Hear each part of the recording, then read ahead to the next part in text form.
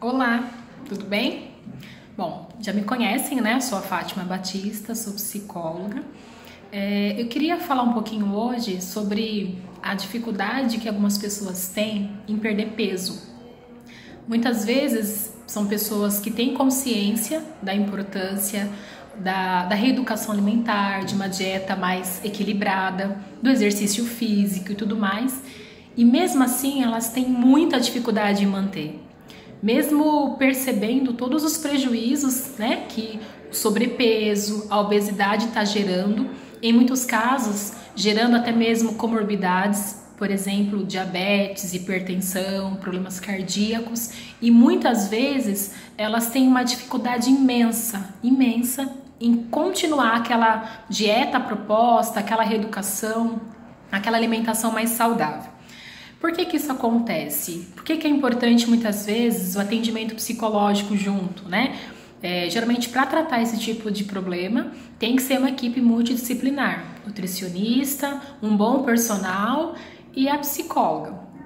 Porque com a questão da psicologia a gente consegue ajudar o paciente a entender quais motivos os leva a se auto-sabotar, né? Está muito interligado com as questões mesmo de crenças, de pensamentos, de questões culturais, familiares. Tudo isso são aspectos importantes para ser também visualizado e também trabalhado, né?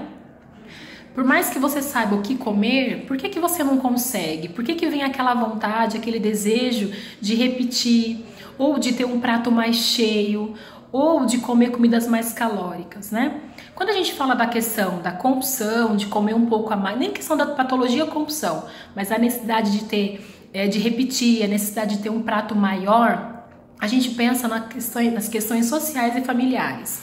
Como que a sua família, como que você aprendeu a lidar com a comida? Por exemplo, vou dar um exemplo bem prático.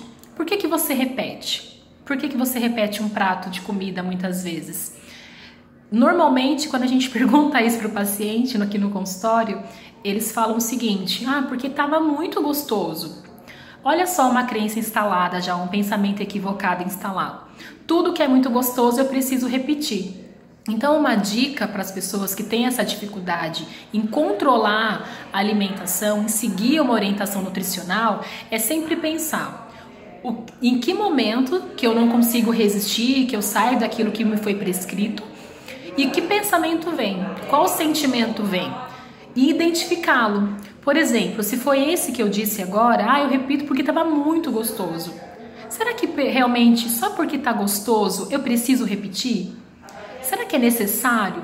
Quando você traz um pensamento inconsciente e o coloca na consciência e analisa ele mais racionalmente, você consegue perceber que ele não tem sentido nenhum. E normalmente você vai conseguir se controlar mais aí na próxima refeição, tá? Então sempre coloca isso. Pensa, presta atenção enquanto você está se alimentando. Quais sentimentos vêm? Qual pensamento vem? Mas tem muito pouco nesse prato, isso aqui não vai me sustentar. Porque muitas vezes a gente aprendeu que um prato cheio é que iria me saciar. E também é um pensamento equivocado, que a gente consegue mudar a partir do momento que a gente racionaliza ele. A gente olha para ele e fala: não é bem assim. Então nem tudo que tá muito gostoso eu preciso repetir. Só de eu comer uma vez eu já vou estar experimentando esse alimento e vou confirmar que ele tá muito bom mesmo, apenas uma vez. E o segundo, eu preciso comer apenas o suficiente. O meu prato não precisa estar tão cheio para que eu me sinta saciada. E aí você vai mudando alguns pensamentos equivocados referente à comida, e aí você consegue, né, ter uma alimentação mais saudável. Porque geralmente são esses pensamentos que nos movem, que nos levam a ter comportamentos inadequados. Então não é algo apenas comportamental, é algo também interno, como você se sente diante daquilo. Tá bom? Espero ter ajudado vocês aí com mais uma dica, né, referente à questão da perda de peso e para mostrar também a importância da psicologia na perda de peso, tá bom? Beijo grande, tchau, tchau!